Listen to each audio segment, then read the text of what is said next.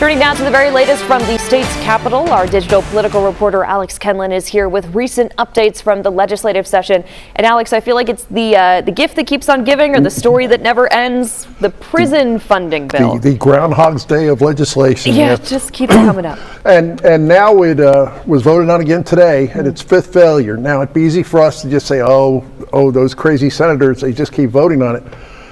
But Caroline Derby pointed out to me that it's getting one more aye vote each day, and which implies that there's a lot of phone calls being made at night, and there's more and more people seeing the good logic behind this. Yep. So we'll see how it goes. The race is on because, of course, the legislature is planning on adjourning next week. Yes. So, can they get this done before then?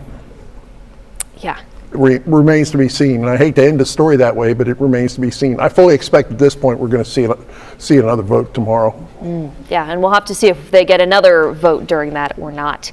I know another interesting thing that popped up this week was a bill that had to do with the 10 Commandments and where they could be placed.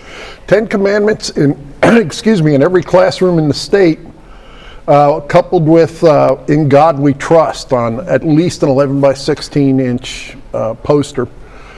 And it's on the governor's desk now for her signature, and she hasn't indicated whether or not she will sign it, but it made it quickly through the Senate, made it quickly through the House, and if signed, it'll become law. And of course, if she doesn't sign it, there are mechanisms they can choose to use to make it law regardless. The interesting thing there, though, is that there was a similar bill in Louisiana that faced some challenges. Very good. Well, challenges. The bill in Louisiana that mandated this was ruled down in federal court as being a constitutional violation.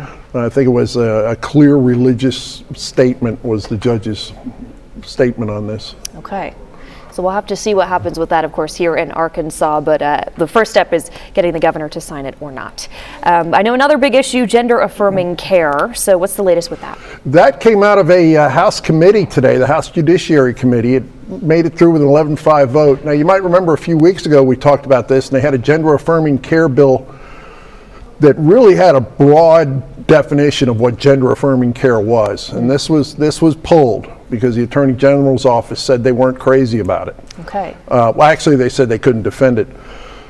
This one today is less broad in its definition, but it does have what was interesting to me, a characteristic. It modifies the existing law to add mental health care. If you give gender-affirming care as a mental health professional, you would be liable under this law. Interesting. Okay, so a lot of interesting things that happened. I know PBM's another big talking point. Caroline Derby is going to have more on that coming up in our later broadcast, and I know you also have something online about that too. Indeed. All right, well, we will check that out on KARK.com. KARK.com. All right, Alex, thank you very much. And of course, Alex and Caroline Derby, that's our broadcast reporter, will continue to cover the legislative session, as short as it may be left as it continues to go on. They'll share everything you need to know about the 95th General Assembly, both on air and in our website. That's, of course, KARK.com.